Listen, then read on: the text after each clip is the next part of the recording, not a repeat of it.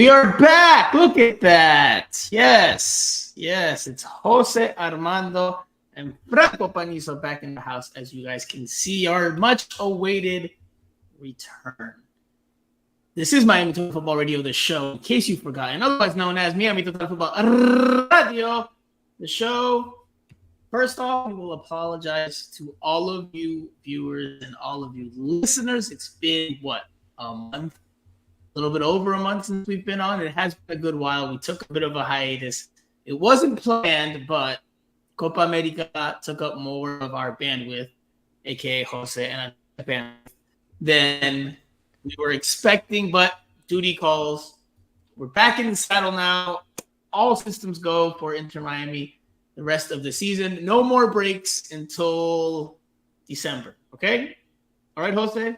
Do we have that on good word? No vacations, Jose. I know you're probably waiting for a vacation after this busy stretch, but no more vacations. Of course, as you can hear, Jose Armando's here. I'm Franco Panizo. Andrea Llanes, aka Akisita, the star of the show, was set to join us, but something came up. Duty calls again, so she will be back next week. I know for you Akisita lovers and you Akisita not so lovers, I know you guys look forward to having her on the show to share her famous opinions, but we will have to wait one more week for that. Jose, it's been a while since we've had you on. It's been a while since we've been on. So, how are you? How was the Copa America? How have you been, my friend? Good. I mean, it was Copa America was crazy. I did Miami and Orlando and some other stuff while the games were going on someplace else. So it was really something. I think this was probably my first event that I'm working print, TV, and digital all at the same time every time. So it was challenging. But it was great. It was great. A great experience, and just overall, I think good for the game in a sense that I think two of the best teams got to the final, but obviously what happened prior to the game or the final, it was just very, very scary situation for a lot of people, including media, by the way. Yeah, I wish Andrea had been on today so we could talk about that in a little bit more detail, since it is still relatively new, but because she had a lot of stories to share in our famous and beloved WhatsApp group in the aftermath when I checked in on you guys. Thankfully, you guys are safe. But yeah, it was definitely some scary sights, some scary scenes. Maybe we can touch on that a little bit in the end of the show, because we've got a lot of Inter Miami news and topics to touch on, Jose. So before we get to it, because we got to jump right into it, not waste any time. We try to do this in an hour and 10. We're still sticking to that. So we got a lot to talk about in a short order. Before we do that, if you're new, if you're old, if you're returning, and you have not left us a review, please do so either on Apple Podcasts, formerly known as iTunes, Spotify, or if you're watching us on YouTube, live or after the fact, just give us a like, a comment, a share, subscribe. It helps us out tremendously. And we're closing in big time on that number that we're looking for, especially on Apple Podcasts. And I have said, and I promise I will give these away once we hit that number. They're still sitting here. They've been sitting next to me for the last month. So whenever we hit that number, I will give away those pink shorts.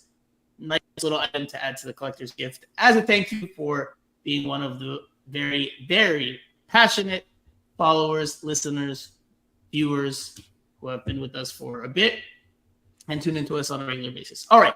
Jose Armando, a.k.a. Single, a.k.a. Island Jose. As I just mentioned, we have quite a bit of Inter Miami news to talk about. We are going to start with something I don't even think you're ready for. I haven't even told you about this, but we're going to start with this. All right. We have some highlights. We have a highlight to share. Jose, prepare yourself.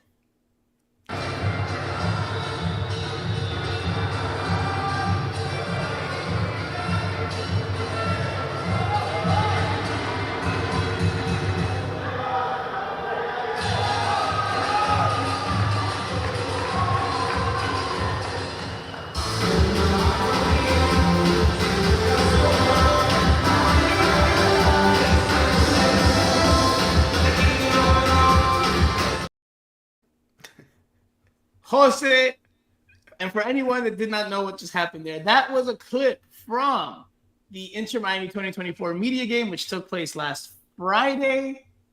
And when Jose Armando suffered defeat. Franco Panizo, who you just saw, myself, score a goal, and Andrea Llanes, our team, Team Togetherness, coached by Franco Negri and Chelo Weigans, we beat Jose Armando's team La Noche 6-3. 6-3 was the final score? Yeah, It was 6-3. 63. Yes, it was 63. And I'm glad your team can count goals. At least I know you guys can count until six because it seems like once you get to 11, then you just don't know what happens. What's is it 12? Is it 16? What is it? Because we checked and you guys were playing with 17 players. We were playing with 11 players in the second half. By Oh the way, my that gosh. goal occurs exactly in the second half.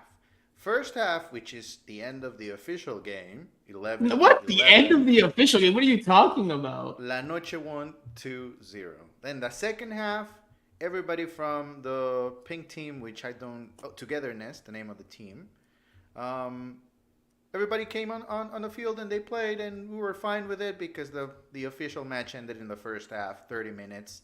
Then the second half, it was 17 players against 11. So, you know,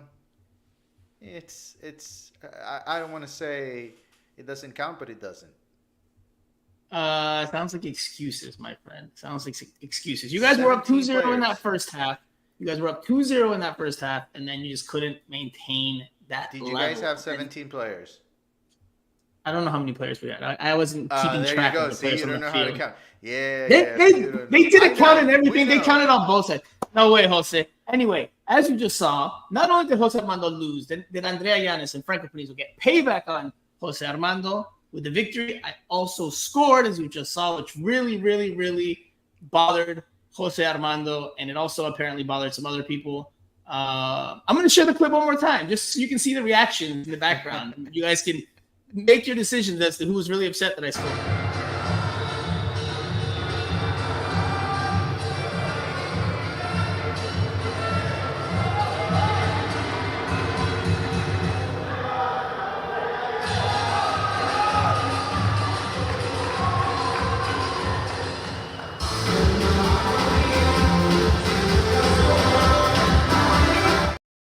What's with the celebration, by the way?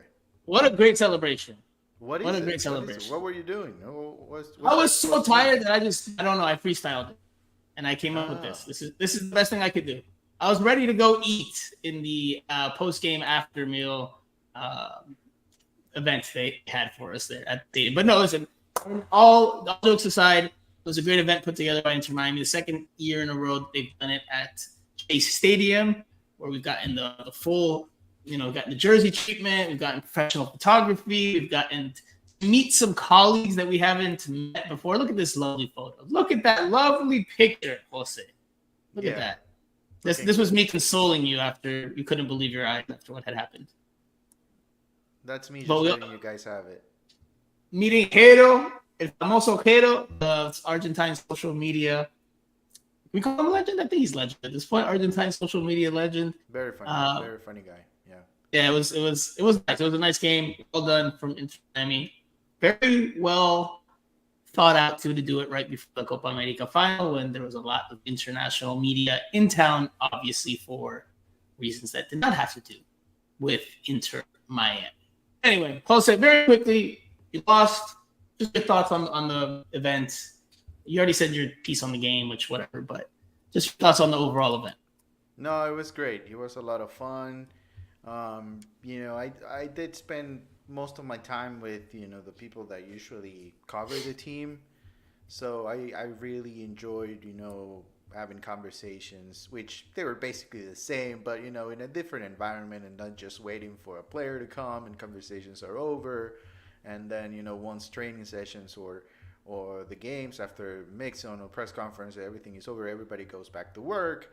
It was a lot more relaxed and just enjoying with everybody. So it was a lot of fun. I always enjoy the fact that we actually are inside the locker room. The first year, last year, Well, it's actually the second year, but the first year we played in the stadium was last year. I was in a home locker room. This year I was in the visiting locker room, so I got the experience of both locker rooms, which I enjoy. You know, it's when you love the game, those are the little things that really stick to you. So it was a lot of fun. It was a lot of fun. I was very thankful to everybody that was involved because this is something that they don't have to do, and I'm sure it is a lot of work. It is a lot It's of a work. lot of work, man. There Yeah. was a lot went into this. There was that post game meal. There was gelato. After the post game meal, there were beers, or sponsored beers, which were Heineken from MLS, and I forget what the Inter Miami sponsored beers, but I had one of those. Uh, Tropicana or Tropical, something like that. I don't drink, so we'll work on don't figuring trust me. out the name. Uh, and they had the Audi cars, Inter Miami themed Audi cars outside the stadium. Your head coach was Julian Gressel and Robert Taylor. So I jokingly told Julian Gressel as I walked in through the player tunnel, "Oh, it's your turn to get payback on us and player things and how we did." And he had a good laugh about that. He's like, "Oh yeah."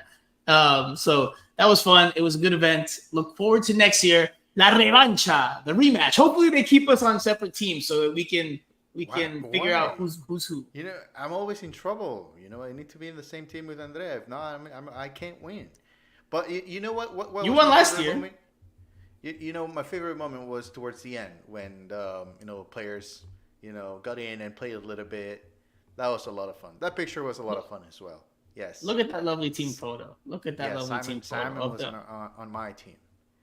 Simon Evans, aka the back of his jersey said Simon Nino. Yeah, Simon something Nino, like that. yeah, that was awesome. That Something like was that. awesome. So Yeah, I it was put a fun. great It was a cross good time. in, and he missed it. He missed it. He should have scored. But Terrible. Who are you, Phil Neville? Just throwing people under the bus here? no, I'm not the coach. I'm a player, so I'm supposed to do that. Bueno. And last question I'll ask you on the game. How did it feel to see me score? I know that's dumb. Don't lie to me. What? No, How it did it feel didn't to see bother me me. score?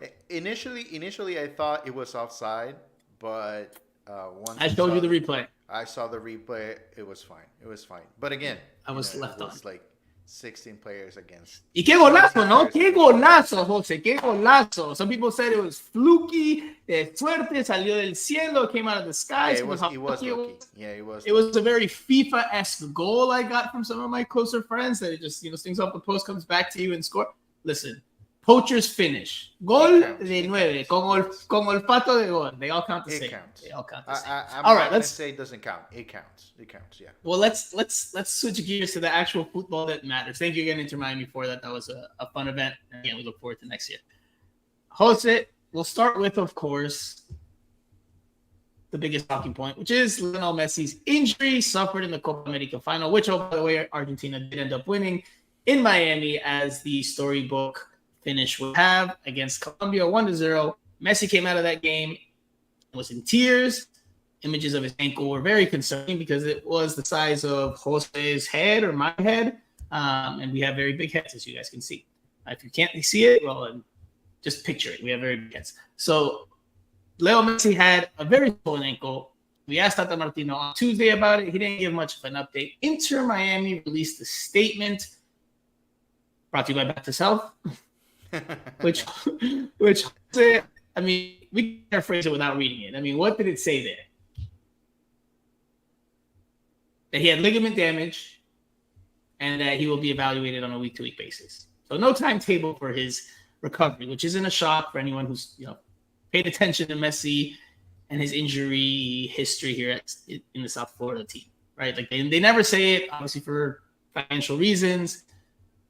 There's probably some Apple corporate sponsorship information tied in there as well, because Apple doesn't want less people to tune in. If there's the thought that he could play, then that raises eyeballs. So, for the financial reasons that we've already discussed, we're probably not getting an update.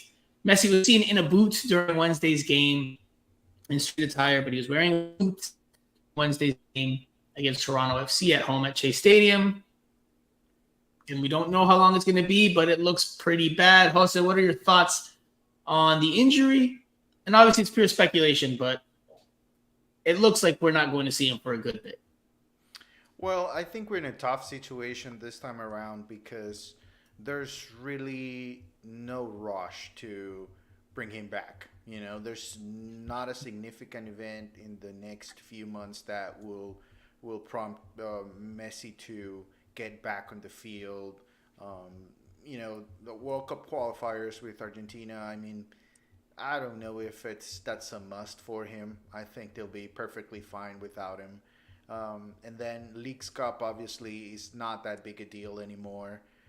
I think the next big thing for Messi is the playoffs, and we're still ways away from the playoffs. So I think it's going to take all the time that he needs, and if he doesn't require surgery, I think he'll be fine for the last maybe 2-3 games of the regular season, and then he'll be fine for the playoffs. So it's going to be a tough situation because initially I'm sure everybody would understand, but it's going to get to a point where fans are going to demand more information. They really want to go to the games, and the truth of the matter is, for Inter Miami to fill Chase Stadium, they need Messi. If Messi's not playing, the attendance is going to suffer. So I think it's only normal that he takes his time. Although I think there's a little bit of contrast with the boot situation last night, because we saw some images of him going to dinner for the Boosie birthday celebration just a few hours before, and he was not wearing a boot there. So, and to me, it's just preventive. I don't think it's as bad as to think surgery will be required. I don't think that's the case. But I just don't think there's not a lot in the calendar to force him to come back sooner than what he needs. So you think he will not see Messi for some time? No, I think I would think at least 2 I mean, months. again, this is speculation, right? This wasn't Yeah. speculation on our part, Yeah. but because of course Inter Miami doesn't give a timeline, which fine, that leaves room for speculation. Fair game. So Jose, I mean, obviously we don't know. We can go on what we've seen. I mean, just the size of that ankle and the fact that it is ligament damage to his ankle, then I mean, he's probably not playing for a bit, right? He's not playing for what, a month, 2 months? I would say up to 2 months. I've been asking questions around, to people that know what an injury like that really is, and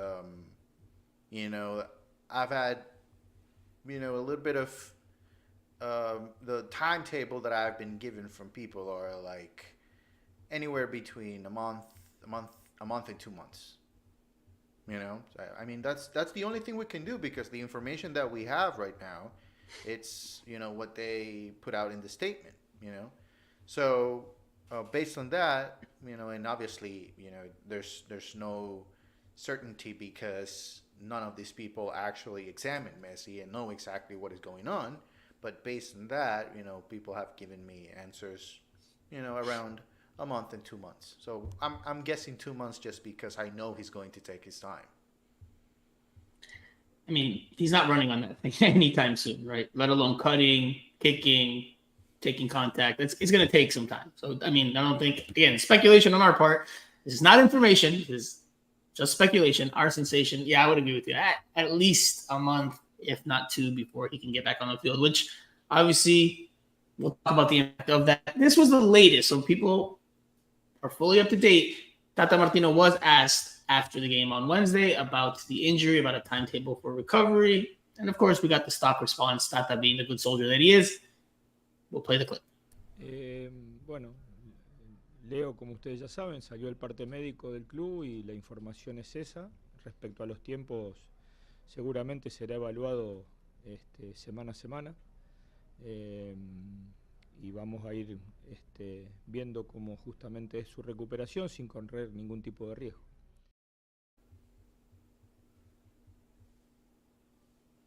All right, so to paraphrase that for those that don't speak or understand Spanish, says that the information that's being put out is out there. They're going to take their time with him, not run any risk, etc., etc., etc.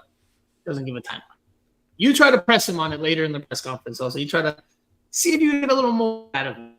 He didn't budge. He just kind of said, "Oh, it would be wild for me to it would be just conjecture for me to say. The timeline, it's going to be between him and the medical staff, which we know is nonsense. We know that's bullshit because anytime a player is out injured, there's already a initial diagnosis of their timetable for recovery. And as we've seen through all the other reports, there's a timeline for recovery for the other players. Jordi Alba, whatever the case is. It says a few weeks, it says months, whatever the case is, it tells you in specific detail. And, that's stuff that the team knows, the team staff knows, the doctors know. But because it's Messi and all the money that he moves, the brand of Messi moves, well, then we understand why they don't put it out there. They should put it out there. We could probably be a bit more pressing and a little bit more annoying in terms of trying to get that information from Tata. But it is what it is. It's par for the course. In Miami, we're not getting information from it. We're not going to get a timeline for his recovery. So it's just left for us for people on the outside to speculate. By the way, speaking, our viewers are here in the comment section. They're chiming in. Skrilla says, red card for all y'all because of lack of consistency. No, it's not my fault, but I do help lead the way, so I will take that red card. Kyle says, finally back radio. All right. Francisco Garcia says, good night. I hope that's a good night like saying hello. I hope that's not a good night saying goodbye because the show just started. Beto says, hablen en español. Aquí es bilingüe. Lo hacemos en Spanglish. A little bit of Spanish, a little bit of English. Hank721 says, that was the biggest ankle I have ever seen. Look the size of a grapefruit. Or Jose Armando or Franco Panizo's head. One of the two. Still says, I want Messi to pick all to be ready for the playoffs 100%. It'd be fair if anybody has a question in Spanish, they can send it in the comment section, and we will answer in both English and Spanish if they have a question. For the people that wants us to speak a little bit more Spanish, which we can obviously do. There's not a problem with that. We'd love to do it, but we just want to make sure everybody understands. So, si tienen una pregunta en español, mándenla en los comentarios y la contestamos en español. If Jose and Andrea were not so busy covering all the sports and being the Swiss Army knives that they are, we could have a show in English and a show in Spanish. But it's just too tough during the week, especially when Miami has midweek games. It makes it practically impossible. Princess Shorty's in the comment section. She says, "Oops, I'm late. Hey all." All right, we've talked about Messi, and even before the injury, he had been absent for several games, and that's because, well, obviously he was at Copa America with Argentina, which did very well. Luis Suarez was also away from the team. Got to the third place game with Uruguay, and they ended up winning that on penalty kicks. And he scored. He did score. He did score in the third place game. The time goal is the game, the penalty kicks. Jose, Inter Miami, without those two, still did very, very well during this stretch. They did not really miss a beat. There was the one big loss to FC Cincinnati a couple of games ago, 6-1, if I'm not mistaken. Inter Miami was missing a lot of players besides those two that we just discussed. That was a big sore spot. But other than that, they were firing on all cylinders. And it continued on Wednesday night, although they got some of the firepower back. Let's listen to Tata Martino on this recent stretch, and we'll go into all of that because obviously they did very well, and that doesn't guarantee anything going forward, but it does give you promising signs about what this team will be able to do without the injured Messi. So let's listen to Tata first. Si a mí me falta, yo soy compañero de Messi, soy compañero de Suárez, soy compañero de Matías Rojas, y a mí me faltan ellos tres, bueno, se supone que la cara la tengo que dar yo. Y yo creo que eso es lo que han hecho. Han entendido que durante todo este mes, poco más, ellos iban a tener que jugar una buena cantidad de partidos, como lo hizo Leo Campana también, reemplazando a Luis. Y bueno, y eso creo que ha sido muy beneficioso porque nos ha hecho crecer a lo mejor a muchos jugadores, o le dio notoriedad, mejor dicho, no los ha hecho crecer a jugadores que por ahí, estando Leo, Luis, Jordi, Bucia dentro del campo, a lo mejor ocupan un rol más secundario y no lucen a la vista de la gente, ¿no? Jose, do you care to paraphrase? No, that's on you. I'm a bad translator. I need a script to translate. You don't have to translate, just paraphrase. So he says essentially that with Suarez and Messi out, that other players would have to step up and feel that need to step up, and that they have stepped up. I mean, that's keeping it nice and short. That's the gist of it. This is Inter Miami's record during the stretch. We won't include the Toronto game because Suarez and Messi were officially back, even though Messi didn't play. They beat the Philadelphia Union on the road 2-1. That was with 9 men, right? They had 9 men on the field at that point, and they won it late. They had a red card and then they had an injury. They won that game late on. Very dramatic. They off Alfonso with the win. 4 days later, they beat the Columbus Crew 2-1 at the reigning MLS Cup champions. Very pragmatic game from Inter Miami in that one, if I recall correctly. 10 days later, they go into Nashville and they pick up a 2-1 victory. That was followed by a July 3rd road win against Charlotte FC, again 2-1. Then came the 6-1 defeat to FC Cincinnati. Big eyesore in that stretch. And then again, they resumed on Wednesday. So they suffered 1 loss without their star duo. You know, they had the last 2 games before they left the Copa America duty, Inter Miami drop points, right, at home. So the team did well without them.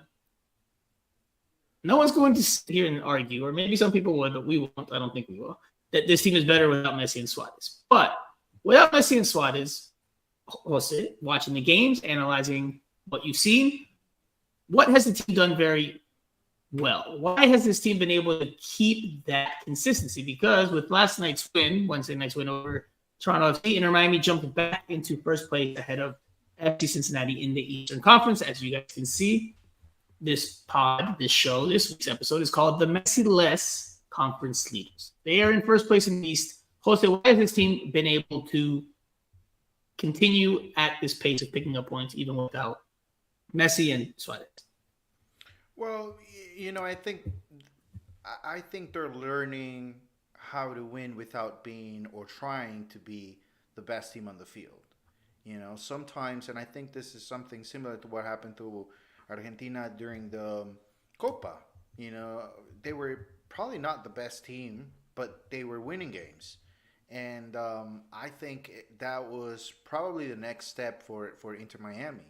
You know, understanding that without Messi, without Suarez, they are a completely different team.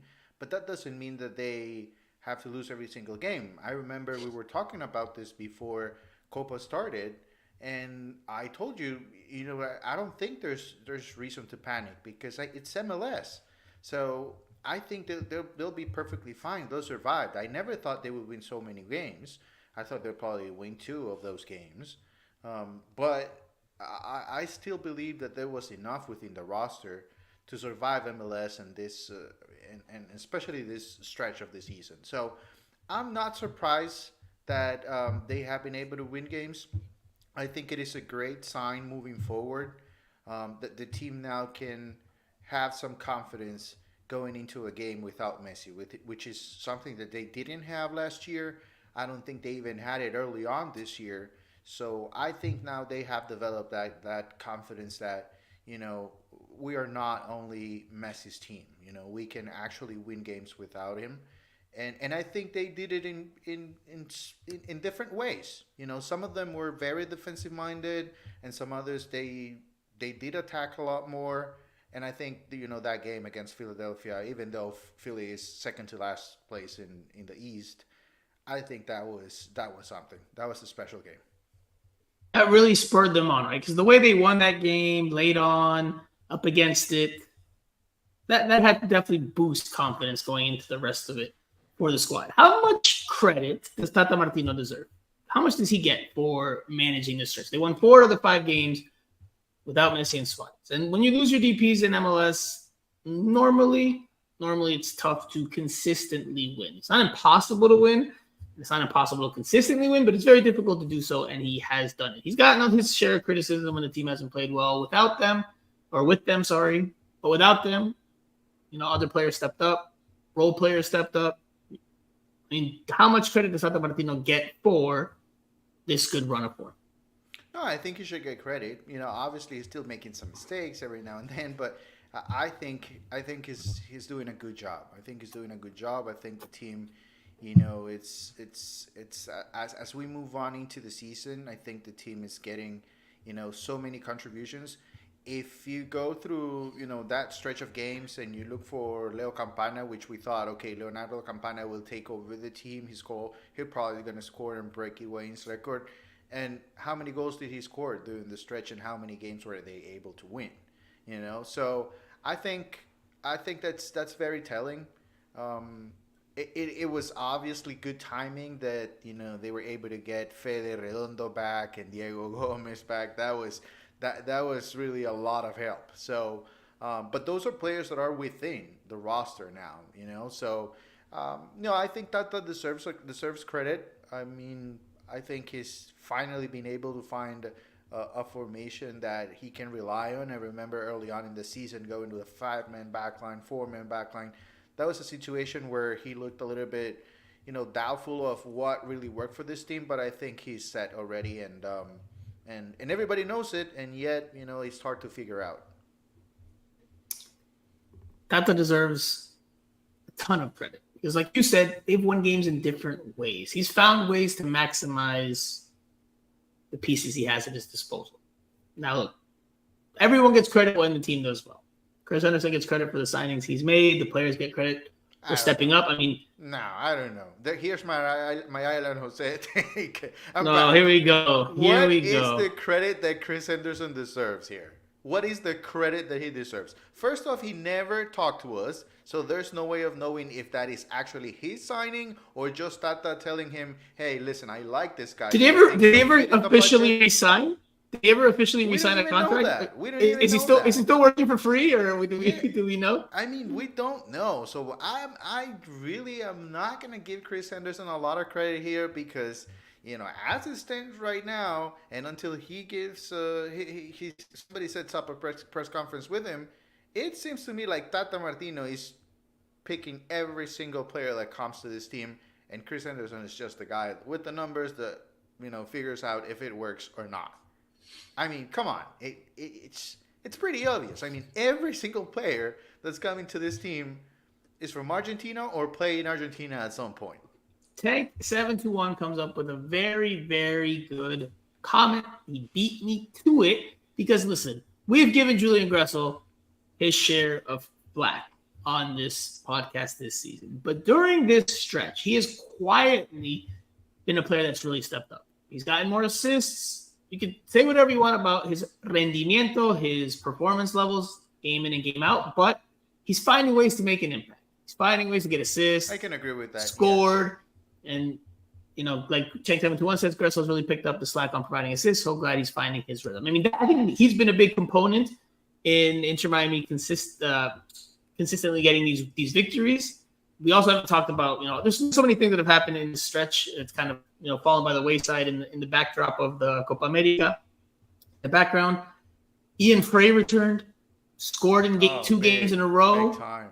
Yes, incredible, nice story to see him back out there. He's playing with confidence. He looks good. He's been playing right back, not even center back, and he's looked good and mobile, fearless still. The best part that he's playing right back and he doesn't care. He could very easily play, as a striker, and he's not going to care. He's just going to play well, do whatever Tata wants him to do, score goals or not. He just doesn't care. He's just so happy to be on the field. That's a great story. That is a fantastic story. Ian Frey deserves all the credit in the world for his mental fortitude and everything he's been through. Just 3 seasons in a row tearing ACLs.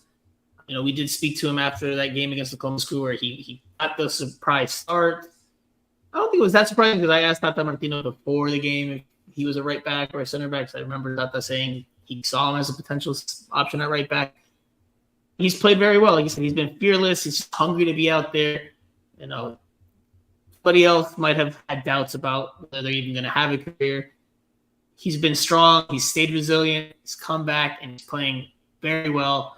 As a role player for this team, but good, man. He's looking good. He's not even a right back, and he looks good out there, taking players on against Toronto FC. The way he went at a couple of players down the right side, you wouldn't think he was a center back. He's and again, testament to him.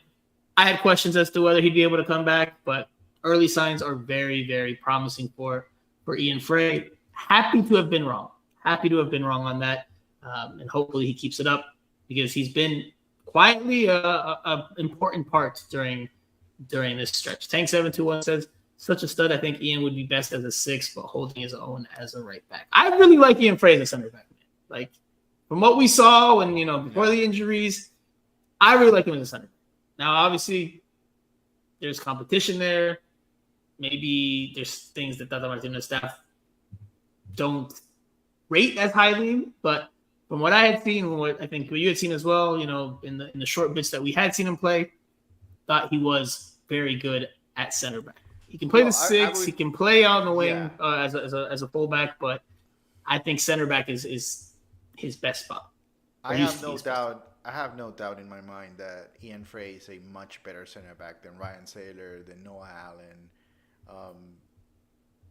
He's probably there with Sergi just because the experience. Sergi has a lot of experience at a high level, but I think he's still a center back. He's just enjoying his time on the field right now as a right back. But as he moves forward, I like to see him get back to the center back position because I really, really think that he can have a huge career as a center back. I think he's very, very good. So when Chelo Weigand comes back from his injury, this girl asks the question, Chelo or Frey? No, Chelo, right? Chelo will continue to start. Yeah, Chelo will continue to start. And, there's this... Chelo is a Tata player, So he's still a starter. And that's his natural position. For Ian Frey, it's probably still time for him to continue to learn the position. Even though Tata will probably tell us that he's a right back, just like what he did with Noah Allen a few months ago. Just letting us know that he's a center back now. I still believe he's a left back, but yeah, no, I think Chelo's the starter.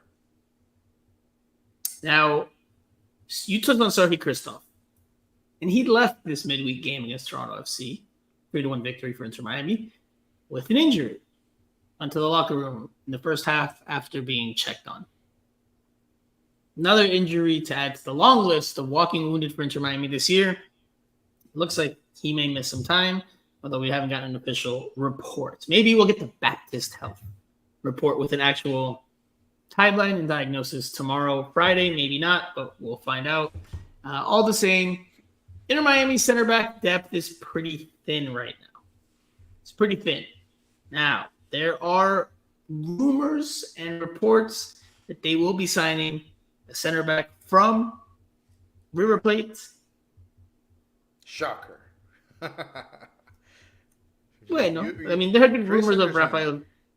According to you, Chris Henderson has a lot of sources in Argentina. Hey, Chris Henderson does have sources. Listen, Chris Henderson does have connections in South America. All right? Only in Argentina, then.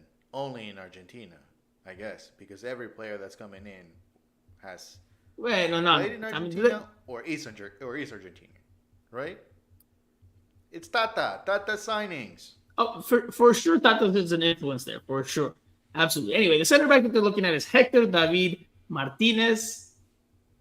I haven't seen him play, so I'm not going to give you a scouting report, but should be an upgrade, should bring some more quality to that center back position, which clearly needs it. Asked Tata on Tuesday, transfer windows fast approaching. What are you guys looking at? Only thing he mentioned is center back. Obviously, the injury to Nicolas Freire, who's out for the season, changed their plans. So they're going to look for a center back. That's the only position he mentioned. Whether it's Martinez or not, looks like it is going to be Martinez, but whether it's Martinez or not, team clearly needs a center back, especially if they want to compete the rest of the way. It's going to always be tricky to see how that piece fits in, how long it takes to adapt to the system, the style of play, a new league, a new country. But for Inter Miami's sake, got to hope that the piece fits in smoothly and as quickly as possible if they want to have any chance at going far this year in the playoffs. So we'll see how that happens. We'll see how that unfolds as that becomes official. Not official yet, rumored. Looks like it's going to happen. would make sense, but not official. Not official yet. Steve Munoz in the comment section he's back. Says, so he should pack his bags. Okay. All right. I mean, I think he could be a good asset. I just don't think he's a starter. He can't be a starter in South Florida. You know, I feel the weather is a problem for him. You know, most of the injuries for him are muscular. So I just don't. I think there's still a player in Sergi, but you know, I think he'll be better off coming in the second half, playing 30, 35 minutes. I think that's his role right now. I think that's about it. And listen, if Nico Freire was available, you know, his minutes would be limited. That's for sure. Sure. Yeah. Do you think they would have gone to get another center back, even if Nicolas Freire was healthy? No, I don't think so. I don't think so because, you know, by the time Nico Freire got injured, Nico Freire was so good that, you know, he was starting to develop chemistry and by himself he was able to, you know, he was like the backbone of the back line. You know, Toto Aviles was a lot better next to him. So I wouldn't think they would go and look for somebody else just because there's still Ryan Saylor, there's still Noah Allen. If Freire had not gotten injured, what would they be looking to add to this team? What position would they have looked to address? You know, I would say they still need another right back. And if I'm not mistaken, Cello, is he on loan? I think he's on loan. I think It's a lengthy loan, though. But it's for this year. I mean, it's for the rest of the season. But I think they need to find a way to get players in. And during this window, they might be able to do that. That will not be starters as of right now, but looking into the future, you can have players that know the system already, and they can really contribute moving forward. That was my thought initially. Remember when they signed Coco? Obviously, that didn't work out because they did sign him late in the year, and well, obviously we know what happened with Coco. He's not even part of the team anymore, although he trains. Hey, he's still around, brother. He's still around. I saw him at practice on Tuesday morning. He's still doing individual training by himself. He's still there. Yeah. Part of his agreement to cut ties was, I guess, continue to work out until he finds a team, or just continue living life in South Florida. Yeah, he's enjoying South Florida. That's for sure. But you know, I would think they need a right back moving forward. I think they're still looking. Maybe even with Ian Frey playing how he's playing. Yeah, because I would hate to see Ian Frey playing as a right back for too long. I think he's doing a great job, but I would like to see him playing as a center back. I mean, out of all the center backs that are on the team right now, and even if somebody else comes on loan, you know, I think Ian Frey, looking into the future, he's a player that really can contribute, you know. And some of the other players, I just don't think there's not a lot of upside there. In the center back. Skrullo says if Freire was not injured, Miami would get Di Maria. They could still get Di Maria, though. There'll be a lot of criticism from fans of other teams as to how they exactly fit all these players under the cap. Look, I'll say this, and this is not inside information, speculation on my part. I think they still would have gone for a center back. Maybe not of this caliber, but I still think they would have gone for a center back if Nicolas Freire was healthy. One of the reasons for that is because Freire is on a year-long loan, right? So his return in 2025 is not guaranteed. Two, it's clear to me that Sergi Christoph, who was not brought in with Tata Martino, doesn't fit the mold of what they really want, right? Like, he's been kind of surplus to requirements. He plays, someone goes down injured, or someone's out due to suspension. Thomas Aviles has had some very good games, but he's also made some very foolish tackles and has missed a game here or there because of red cards and yellow card accumulation. So I think they would have gone for a center back all the same. Another veteran probably would have been Argentine all the same. Maybe not at this caliber, but they would have looked all the same just to not only boost the center back depth this year, but to plan ahead for next year. Because I'm going to add Chris Henderson back in 2025, right? And Chris Henderson has said previously that you always have to plan 2 to 3 transfer windows ahead. That's his strategy of how he does, his moves. So with being the case, when you're looking towards next year, you think Sergio Christop's not going to be part of the plans. Again, speculation, not inside information. I think that they would have brought in a center back. All the same. Now, Jose, there's still quite a few more players to talk about before we can even get to this weekend's game, which we're going to touch on very, very briefly. We're not going to do a whole deep dive on it, but there's still a few more players to talk about. Benjamin Kremaski was called up to the Olympics team for the USA. He'll be playing in that tournament.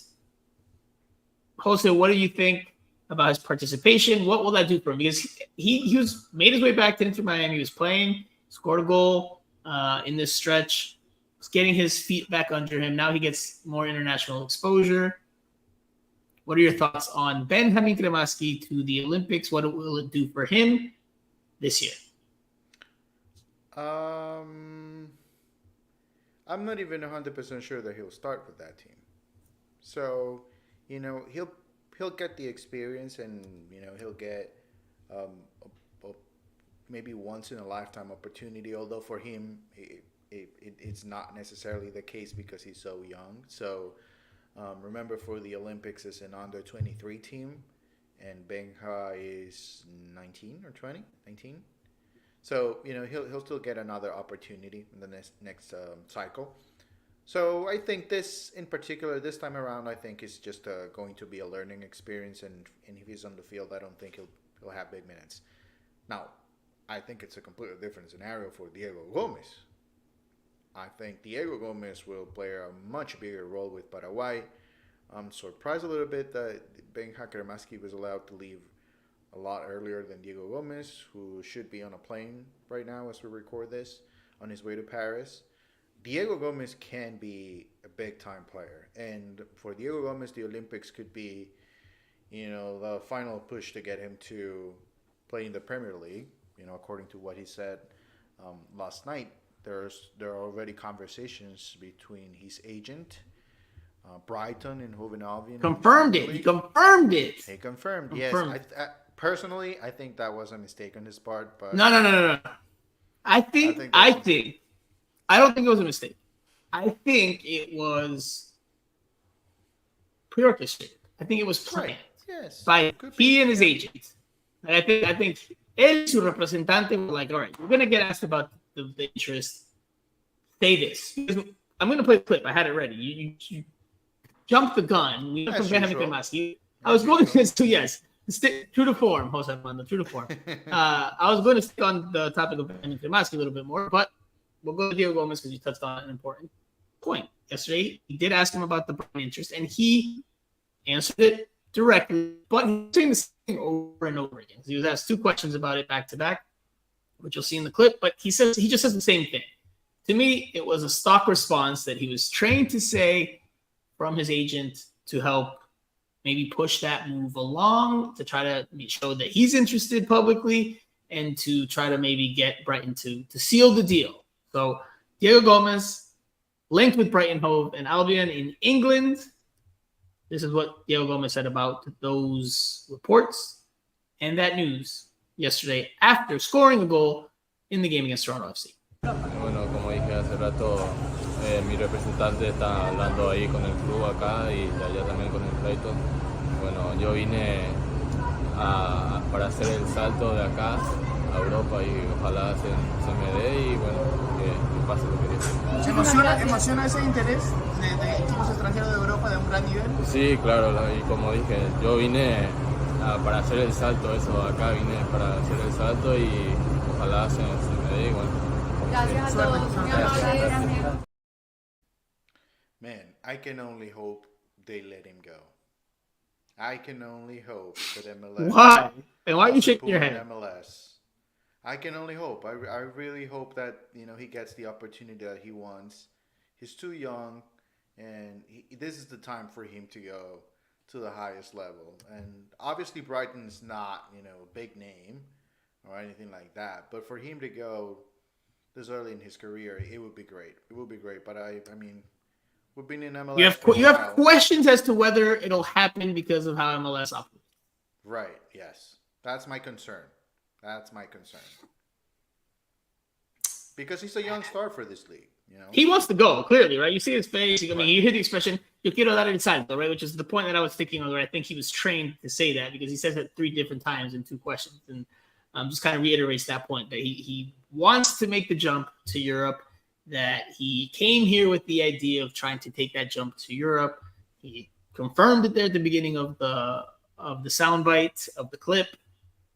His representative, his agent, is talking to both Inter Miami and Brighton to work out a deal. So we'll see what happens. We'll see if, like you said, MLS allows it to happen. And last time he arrived, there was criticism for him. He didn't look all that great. Showed flashes, but wasn't consistently good. This year, aside from the spell where he was out with the injury, he looked consistently very good, including Wednesday night. And as you can see, the sentiment from some of the fans has changed. Princess Shorty says, I don't want to give Gomez up. Tank 721 says, would suck to lose our pit bull, but he has to do what's best for him. So, I mean, he has been, when he's been on the field this year, very good. Very good. And Wednesday was another example of that. Hell of a goal that he takes on the opener. Nice ball in from Federico Redondo. Makes, one of those very well-timed, high-level soccer IQ diagonal runs to get in behind the defense. Gets enough space to break away from everybody, and then clinical, thunderous finish from the top of the area into the back of the net. And then later on in the game, he gets an assist. I mean, it was a very good game for him. It's funny because before the game, I was going to tell you in the press box, Diego Gomez is due for one. And we knew he was leaving on Thursday to go be with the Olympic team. I think he left tonight, actually, not too long ago, or he's about to leave. And he was due for one. He was due for a goal. He was due to get on the score sheet again and make an impact, especially without Messi, especially without Suarez in the starting lineup. And he did that. You talked about Federico Redondo, who you were like, he's been okay. You brought that up in the press box yesterday. And Federico Redondo had probably his best game after you said that in an Inter Miami jersey up until now. Maybe you should start doing that more. Maybe for Inter Miami fans, you should start just like jinxing players or trying to jinx players, and then they just like go and shine. I still believe the same. He had a goal and 2 assists yesterday. A goal and 2 assists. And real ones. Real, not secondary assists. The first one, yes. Yes, real ones. Well, 1 assist and 2 goals. Yeah, what do you mean? Yeah, I think he can. I don't know. Maybe consistency is the one thing that I'm missing from him. I just expected a little bit more. From him. Obviously, there's a couple of injuries, if I'm not mistaken. So, I'm still giving him the benefit of the doubt. But as of right now, I think he hasn't been overly impressive, at least in my opinion. Well, I don't think he's been overly impressive, but I think he's been an important cog to the function of the team when he's been around. Not irreplaceable, but he takes the quality up a bit. This was what Redondo said yesterday about his game. I asked him flat out if it was the best game he's had in Inter Miami jersey. This was his response. Alegría, como recién te dije. Él siempre puede ayudar al equipo, es importante. Si hubiese metido el gol y hubiese perdido, no me hubiese sido contento, así que eso es lo primordial. ¿Es el mejor partido de Fede Redondo desde su llegada? En estadística sí, creo que los primeros también anduvo bastante bien y bueno, son partidos y partidos, todos los partidos son diferentes. So he disagrees with you, Jose. He thinks, statistically, he said, it would be the best game for Fede Redondo with 2 goals and 1 assist, but that he also played, he thought he had some good games early on when he first arrived. That's true. I agree with him. But not to this level. This one he gets a headed goal. He got the assist on the Gomez goal, and then he scores again with the slotted finish to make it 3-1. I think he was overly impressive last night. I mean, you could score a goal Sorry, Jose. Hold on. I'm sorry. I get Yeah. it's a beautiful game. There's a lot of context and layers that go into it. Because you could have a game where you score 2 goals, get an assist, and maybe not do much else from the run of play. But are you really telling me you don't think he had a good game yesterday? No, he had a good game, but it wasn't. Wow, what a game from him! It was. That's not exactly what I expect from him in terms of stats, but I expect him to play at that level. I mean, with assist, it's not all on you. I mean, you can put a perfect ball in, and then Campana misses in front of goal, and but you just need to do that consistently. They're not going to score in every single ball that you put in inside the box, but just do a little bit more. I think it's a similar situation with Matias Rojas. Early on, great start. I still believe he's a great talent, but he needs to. Ya te enamoraste. No, Ya te enamoraste. Like I told you in the press box yesterday. And We I talked asked about Tata this. Jose was in love. Jose was goo gaga for some Matias Rojas when he first came in. He was waxing poetry, talking about what an amazing player he is. And then since that first early spell, Jose has fallen out of love, apparently. Because Jose, although you did ask yesterday in the press conference about Matias Rojas, so it seems like you're trying to reignite the flame. You're trying to find that chispa again, that love. That was good. That was very good with Matias Rojas last night. Saying that he's lacking rhythm, that he probably needs more games, that he left to Copa and he didn't play a lot. I mean, fine, yes, that's valid for now. But if you're Matias Rojas, Messi's not playing, Suarez is not playing, you're starting. It can't be possible that the ball is going through Julian Gressel more than it is going through your legs. I mean, if you want to be really a part of this team, you want to lead this team. You want to be the guy that takes over because he's 28 years old. So he's a different scenario, from Fede Redondo or Diego Gomez, that they really are looking to take the next step. For him, probably MLS, is as good as it gets. Before he goes to South America, maybe to some other big name. But he really needs to find a way to have an impact in Inter Miami. And I don't think he's doing enough for this team. Last night, it was very disappointing to me, and that's why I asked Tata, because I saw no hunger from him. No hunger at all. And he has the talent. If he gets the ball, he's going to have an impact in the game. But he needs to at least want to have the ball create a few chances for your team at least. Endo in the comment section makes an appearance. Buenas noches, Franco y PS5, aka Cinco, of course. That's what PS5 references. Rojas' best position. That's a good question. It's a good question. Let's quickly move on. We still have some things to talk about. I will say this very quickly because I didn't get to chime in on the Benjamin Kremaski topic. I think the experience will be very good for him, obviously, on a personal level, but I think it also can help him on a professional level. Give him a little more seasoning, give him a little more experience, make better decisions, make sharper decisions, play a little quicker, be faster with the ball at his feet. I think those are things he could take away from the experience playing in the Olympics, which will be at a good level, regardless of how the U.S. does. So a good opportunity for Benjamin Kremaski to get some more rodaje, to get some more mileage and some seasoning for himself, and that could serve him not only the rest of this season with Inter Miami, but going forward through the rest of his career. We'll keep an eye on him in the Olympics. Jose, before we wrap it up with this weekend's match, there's a couple of more players we still have to talk about that are no longer members of Inter Miami. And we're only doing this, because I'm a pain in the ass for being thorough as possible. And two, I see what we've had some discussions here, some debates over the years about both of these players. We're not going to spend a lot of time. Very quickly. Edson Escona and Robbie Robinson are no longer Inter Miami players. Edson Escona was not loaned, was transferred to the Las Vegas Lights permanently. Robbie Robinson was, I don't know if he was waived is the official term, but essentially he was cut. No longer part of the squad. Who had the bigger Inter Miami career, Robbie Robinson or Edison Escona? Jose, I know this is going to hurt you to answer. Robbie Robinson, bro. It's not even close. It's not even close. That just shows how underwhelming Edison Escona's time was here. And I always told you, I think he's talented. He's definitely talented, but I just didn't see him having a position. He wasn't good enough to start an MLS in the positions that he fitted.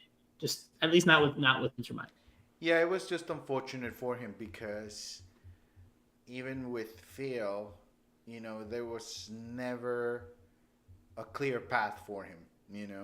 He always needed to run through obstacles and finding his way into the first team and He also didn't help himself with some of the stuff he did, behind the scenes. Yeah. So yeah, it's on him, but at the same time, I just think it wasn't the perfect scenario for him. I think he should. This move comes a little bit late for me, and he's lucky enough that he's able to get to the Dominican Olympic team, which is something that should really help him.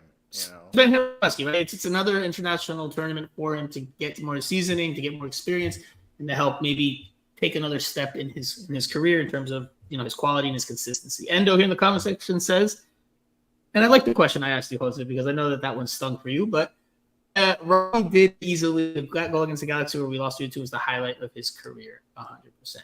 Robbie Robinson scored some goals. He got some minutes. Again, I'd always thought he was very limited technically. And then there were questions behind the scenes about his mentality and his approach to being a professional soccer player. There were whispers of that for throughout the duration of his time here. Surprised he lasted as long as he did, to be honest with you. But clearly, Inter Miami staff thought there was something there, but in the end, just kind of goes out on a whimper. Especially with this group, with this technical staff, just didn't really fit into the plans anywhere. So we'll see what happens to him. We'll see what he decides to do with his career. I know he's coming off of an injury and surgery. We'll see what happens with Robbie Robinson. Does he continue to be a professional soccer player? Does he care to continue to play? Or does he just say, you don't think so? No, I doubt it. I seriously doubt it. I feel like, if you that Chile camp, right? That Chile camp was really what kind of just did him in. I don't even think that's the case. It's just it's.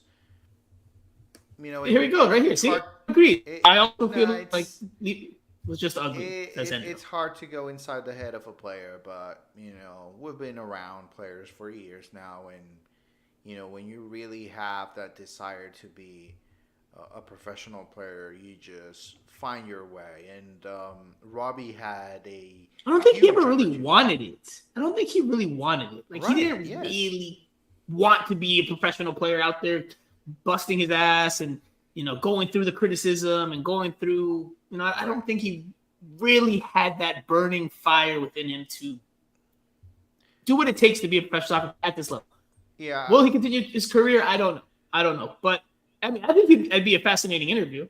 Whoever can speak to Robbie Robinson and get that interview, I think it'd be a fascinating interview to see what he thought of his time in Inter Miami and what he does next. I think that'd be fascinating to hear what he has to say from an Inter Miami, South Florida. He was the first round pick, Jose. I know because of how his career has played out that you forget that, but he was the first overall pick in the in the MLS draft 2020.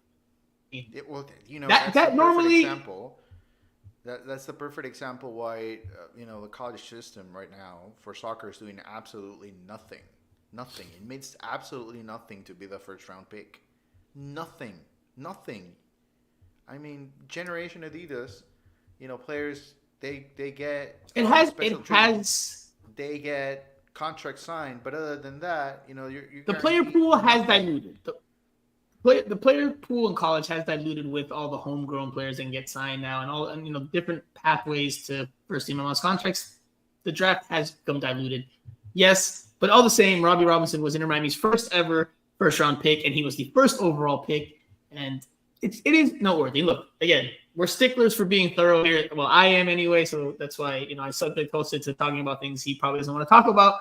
But like Robbie Robinson. I don't think you were gonna get this discourse and this talk and this conversation anywhere else. I don't think anyone else would everyone will focus on the positive and the big names and all that. No, we try to be as thorough and as comprehensive as possible.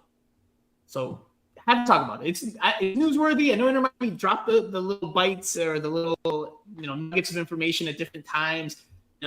Well timed, where it's going to fall into the background, fade into obscurity. But no, we will talk about it all. So there we go. We did our part of talking about those two changes, those moves. Host it very quickly. We're going to wrap up because we're about 4 minutes away from hitting that 1 hour and 10 mark. Inter Miami plays the Chicago Fire. It's the last MLS game before the League's Cup begins. Does Inter Miami keep rolling? Yes. I mean, it's the Chicago Fire. They'll find a way to give the game away. Although they won against Cincinnati.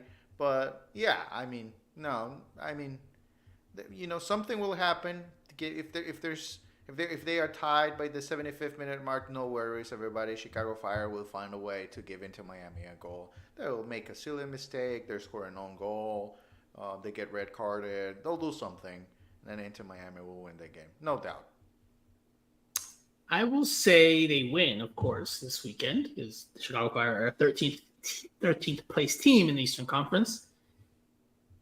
But my question to you to wrap up this week's show is, does Luis Suarez step back into the starting lineup, or do we see Leo Campana, the blonde and shorter-haired Leo Campana, starting in up top?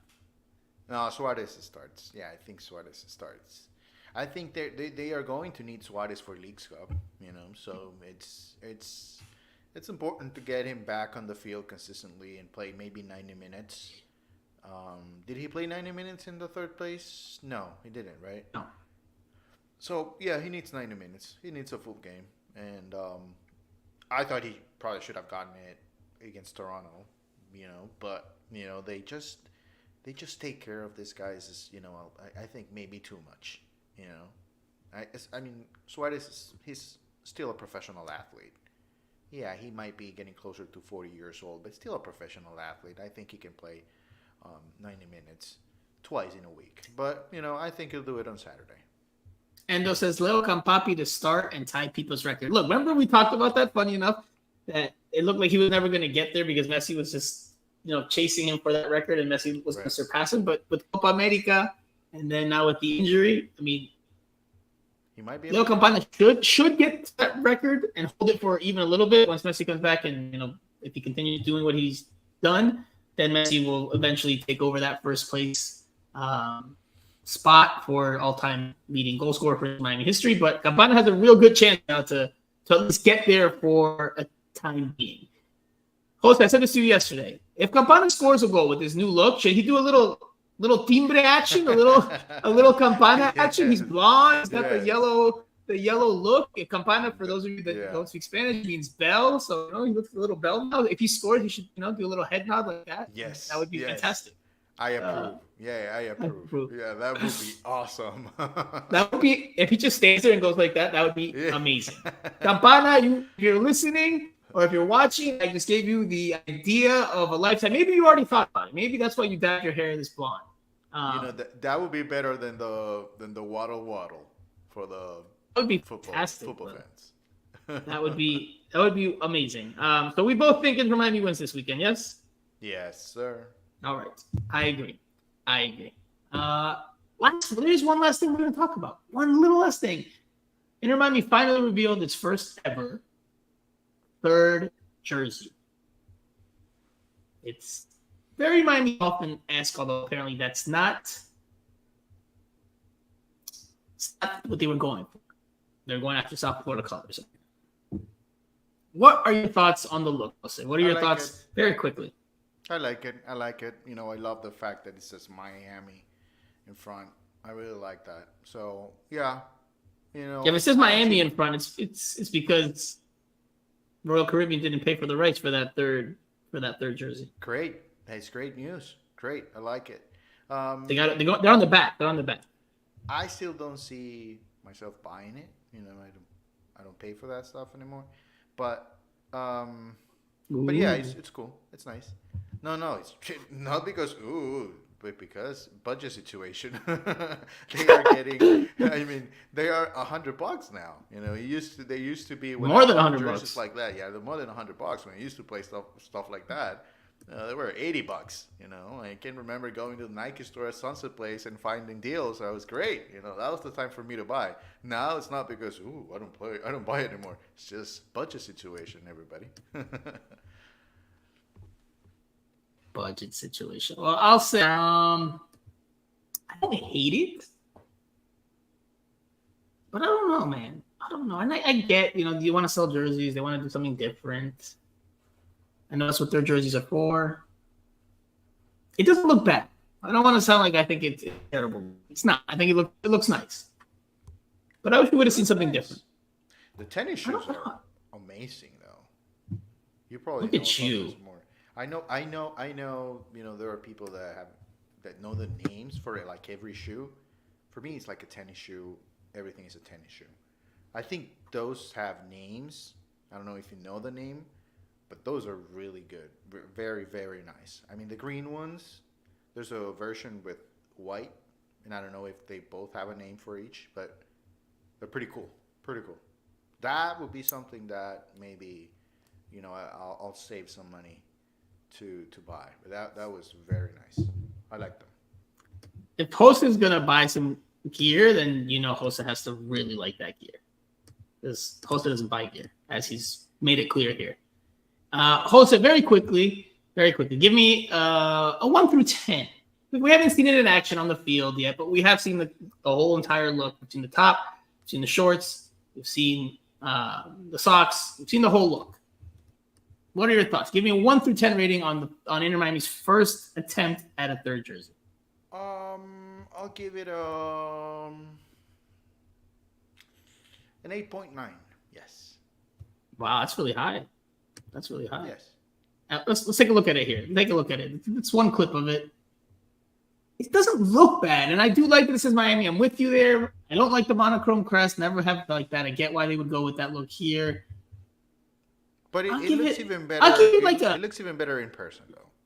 Yeah, I mean, this the Inter Miami backdrop, you know, Photoshop thing didn't really work for me there. But they gave you a first look during the media game, and you didn't take a video to show to everybody.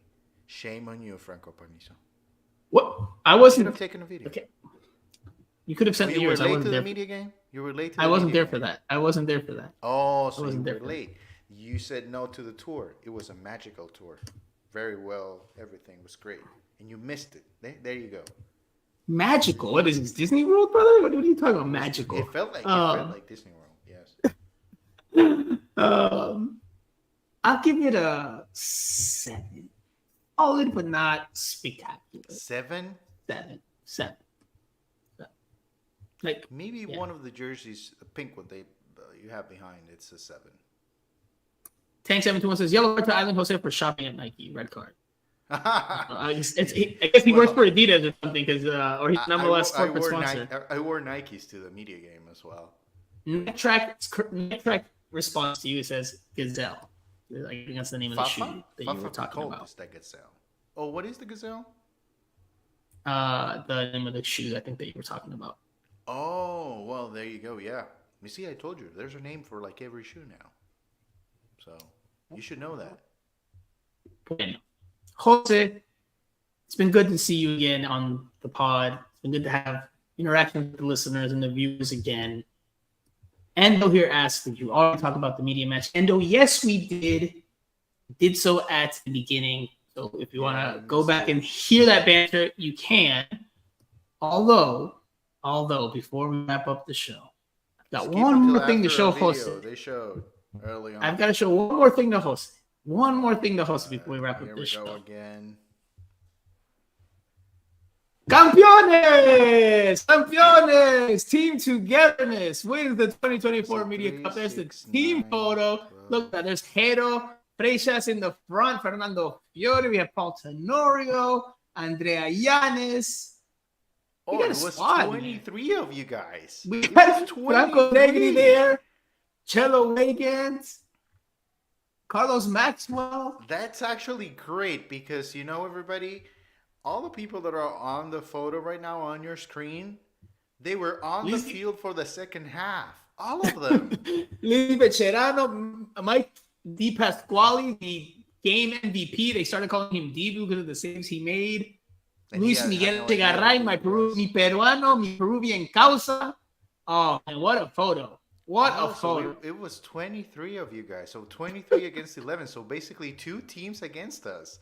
That makes a lot of sense. I did count 17 at some point, but it was 23. Look at you guys. Solid team. Sticking together. Well, that's why we call this togetherness. Sticking together, that's why they call this togetherness. John, well done, Jose. Well done. We'll look forward to the rematch next year. We can see who's the best of the best once and for all. Three, best out of 3. All right. We'll leave it there. We went a little bit longer, but I had to rub some salt in Jose's wound with regards to the media game. Not once, but twice. So that was fun. Campeones, ole, ole, ole, a.k.a. Endo. And says, damn, no Ajicita got the dub over her PS5. So great event. We will be back next week. Again, for all your listeners, all your viewers, I'll apologize for the hiatus. It was not planned for. We will get back on a regular rhythm now that Inter Miami's back into the forefront of things. He's back in the spotlight with Copa America, Euro Cup, fading into memory. Obviously, Olympic coming up. We'll keep that with Benjamin Kremaski, but most of the focus will be on Inter Miami, especially with Leagues Cup around the corner. So we'll be back next week. Hopefully in the beginning to middle of the week, but we'll see. Andrea has promised that she will be back. So for you, Ajicita aficionados. Who? Puebla. Big Leagues Cup. Oh, Puebla will be visiting. Yes. Yeah. Good stuff. So we will leave it there for this week's show. Thank you guys again for tuning in or listening or watching, whether it's live or after the fact. Again, leave us a review, a comment, a share, a subscribe. If you haven't already, we're getting close. I will give away these pink shorts once we hit the magical number. The magic that existed at Chase Stadium, according to Jose. But all right, we'll leave it there. Thank you guys again for tuning in. We will talk to you guys again next week. So for Jose Armando, I'm Franco Panizo. You have been watching and listening to Miami Total Futbol. I can't do it. Radio. We'll talk to you next week.